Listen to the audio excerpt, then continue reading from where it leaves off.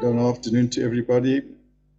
First of all, we'd like to thank Rebbe David Silva for sponsoring this Torah, the series on the Gedolim and the Parsha, and it's in loving memory of his father, Eliezer ben Chaim Yisrael HaKohen, Zecher Tzadik Lebracha, and his grandfather, Chaim Yisrael ben Yaakov HaKohen, Zichrono Lebracha. So David, thank you very, very much. And the Divrei Torah should, be, amongst other things, be a schut and an aliyah to your father and to your grandfather in Gan Eden. On this Shabbat, there is it's a yahrzeit of one of the great Talmidei Chachamim and leaders. He was known as by his work the Eish Kodesh, the Rebbe of Piasetzner. He lived in from 1889 and passed away in the Holocaust. Not passed away, he was killed in the Holocaust in 1943, and he was known as basically the Warsaw Rebbe. The reason that he was known as the Warsaw Ghetto Rebbe is because he was the greatest Talmid Chacham there at the time, and even though he had many offers to escape and to be smuggled out from the Warsaw Ghetto, nevertheless, he said that he's not leaving at all. He's going to remain with his Hasidim. He's going to remain with other Jews in the dark conditions of the Warsaw Ghetto. And that's where he remained until he was taken out, sent to one of the concentration camps, and he was murdered. So how do we know? Also, we know about him from before the outbreak of the Second World War, but we were very, very fortunate to get some of his works which were saved under the Warsaw Ghetto. What happened was that when it became clear that the Warsaw Ghetto was completely sealed and what the Nazis were doing, so a person called Rigelbaum, what he did was he decided to get a whole group of Jews in the ghetto who were to record. They were part of a society. They called themselves. Some people say they did it ironically, called Onek Shabbos. And what they did was they recorded everything that was happening in the ghetto. How many people died at night, and how many people were evacuated by the Chevra Kadisha in the morning, what was their rations per day, how did people go to work, what did they do, there was a secret theater in the Warsaw Ghetto, and all this was documented. And when they knew now that the end is near, they hid some of these they hid these documents in milk cans, and 10 or 12 of them, and they were discovered in 1952 by a Polish construction worker. And in these milk containers, they said that anyone who finds over these documents over here, they should be transported to some Jewish society. They ended up in Israel. And that's how we got in these milk cartons. We had some of his works which were saved.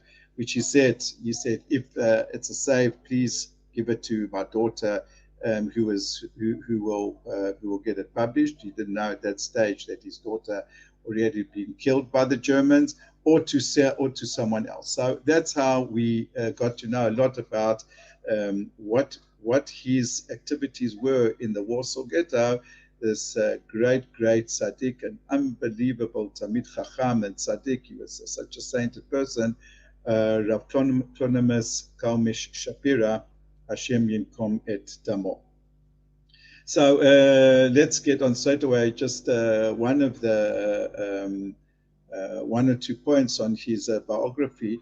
So first of all, he as I said, he was born in 1889 from a very illustrious line of Hasidic Rebbes, and he became an orphan. His father died before he was like 3 years old. He was raised basically by his grandfather, and he became relatively like a Rebbe when he was like quite young in Piasetzner. And afterwards, he started, after the First World War, he started off a yeshiva in Warsaw, and he would like go from Warsaw to Piasetzner. Warsaw, he was like a Rosh Yeshiva educationist, a Rebbe.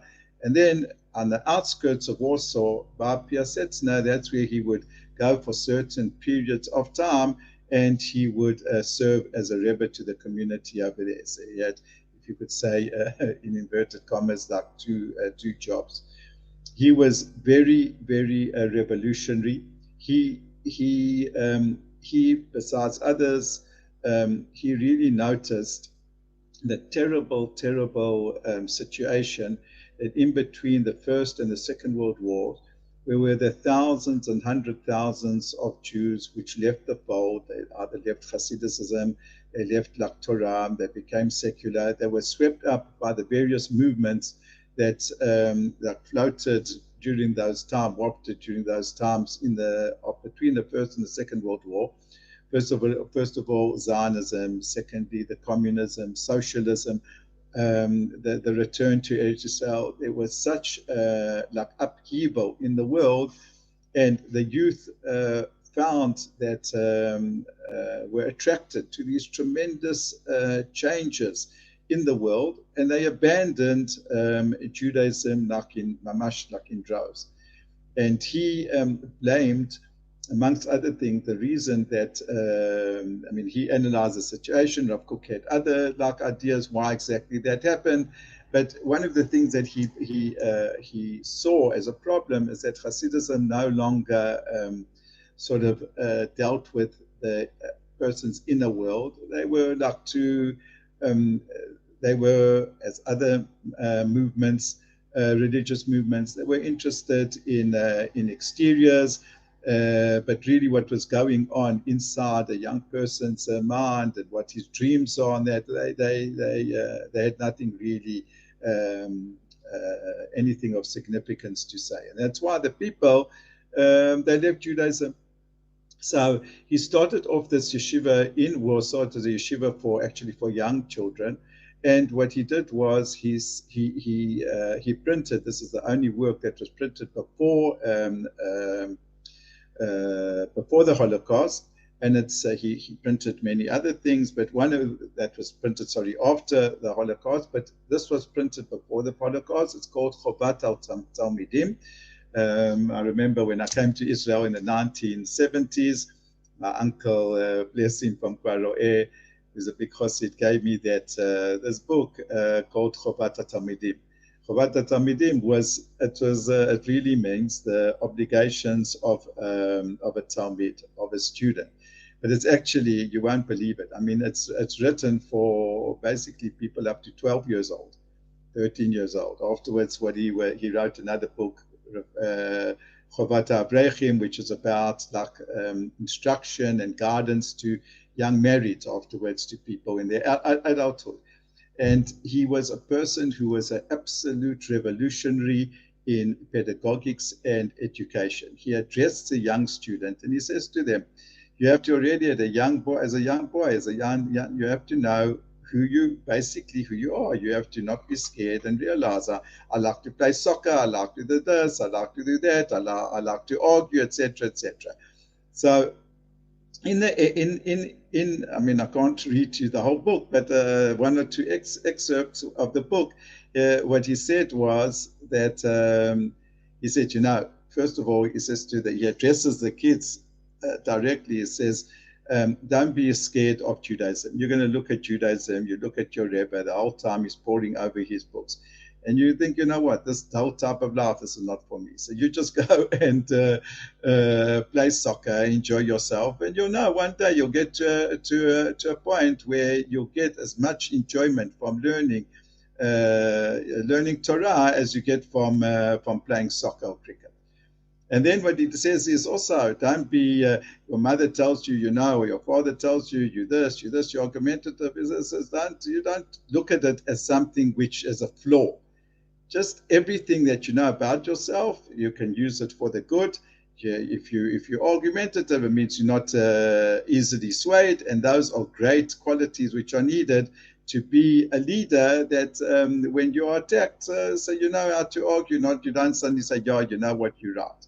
So these were a lot of revolutionary. He was like a really like a great psychologist. Everyone says he was an expert violin player. He had an extensive knowledge of medicine, which he sort of formally to university, but much like Shapira that there is today in Bnei Brak, that all the doctors in universities like rely on him, on his understanding of certain medical examinations, etc.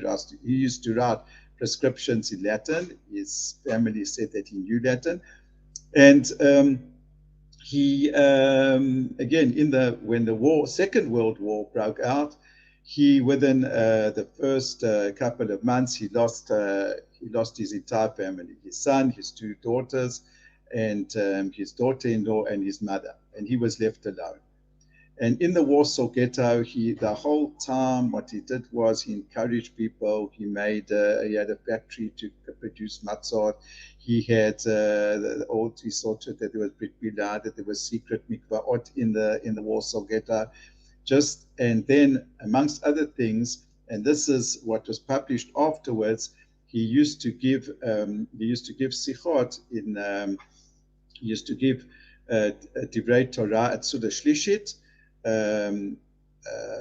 People say there were about 300 people at the Suda Shlishit. It was a very somber mood, and that he used to address without actually mentioning the words Nazis, etc. He used to say divrei Torah and try to sort of give encouragement to a realistic encouragement to the people in the Warsaw Ghetto.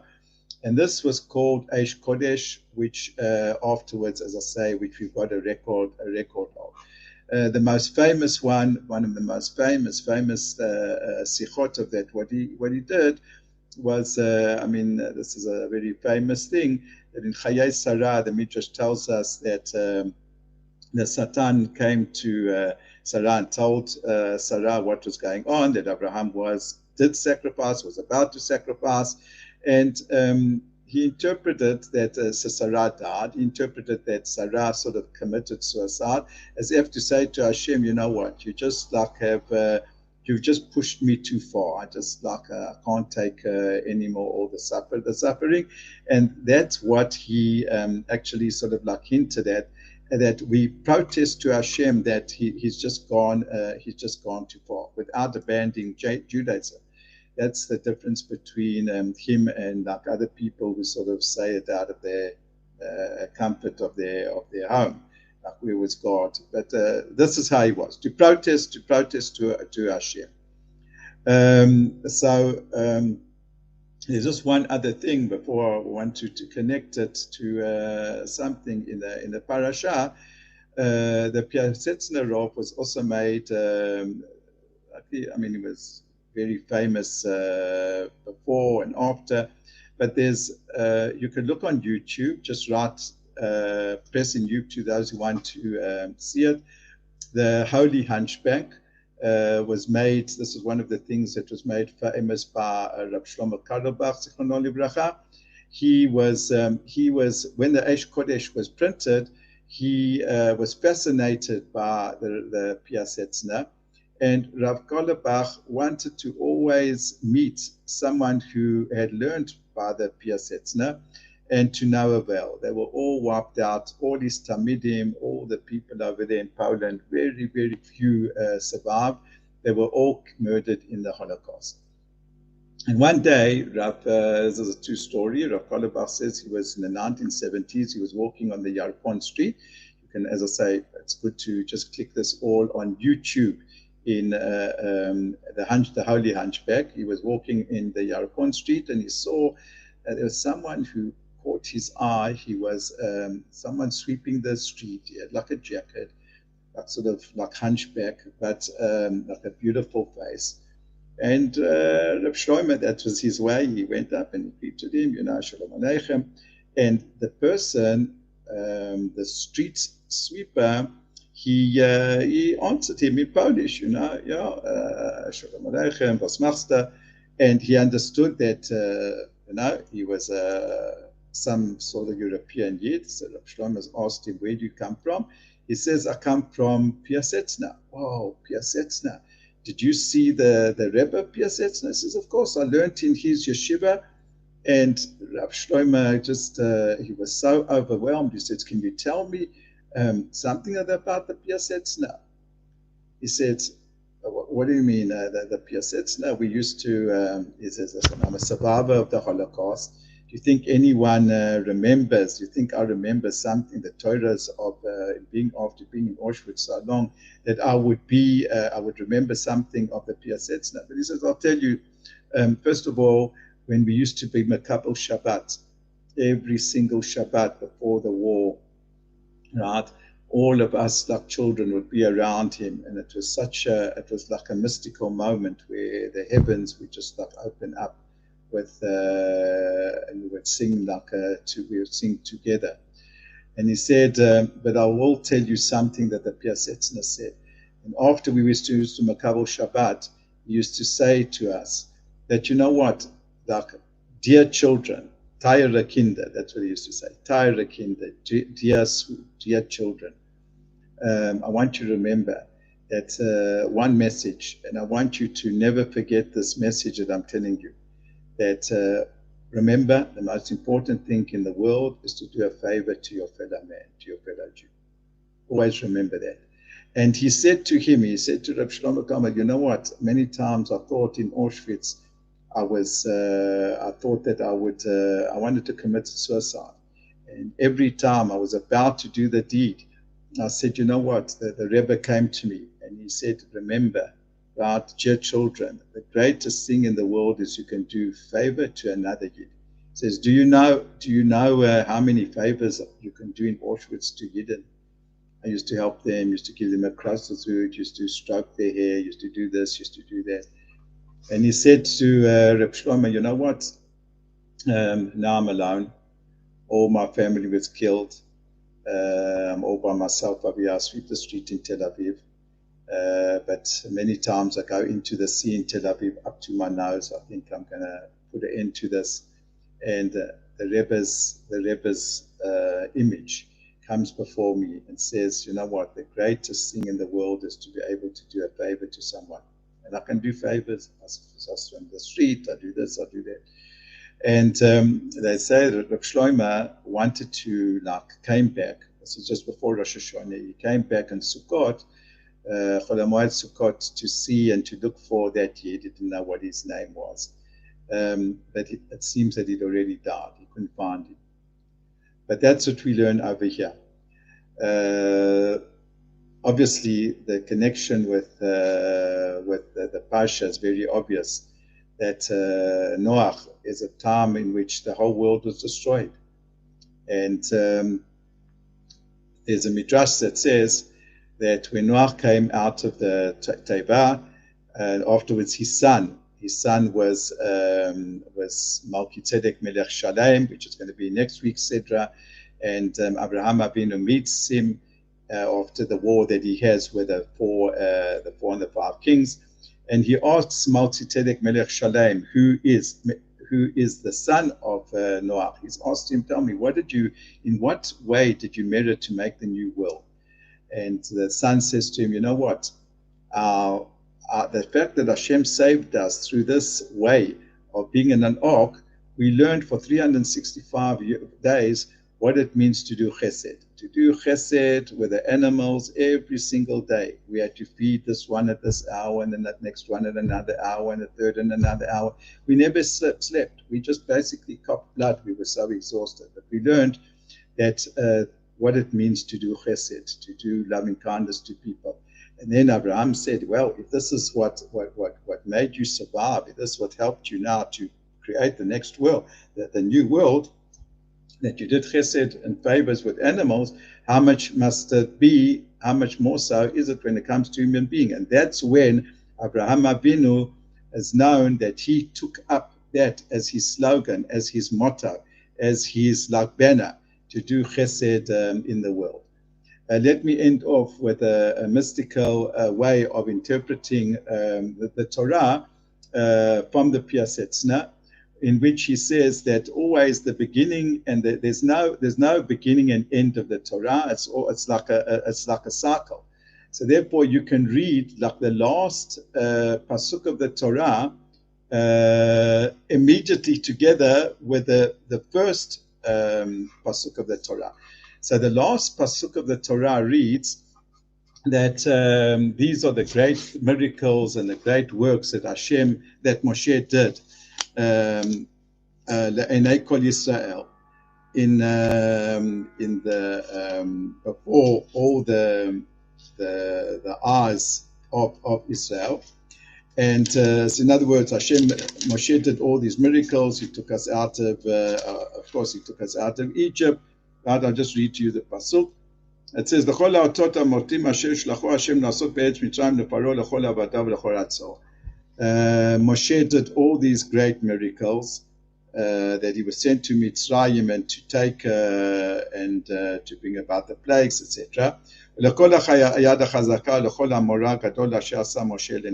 He did all these great things in the eyes, or before the eyes of all Israel. And then it says, Bereshit. That's the next word if we complete the cycle. So the Piasetzner said, you know what, Hashem, you don't have to now wait until Moshe for a long time.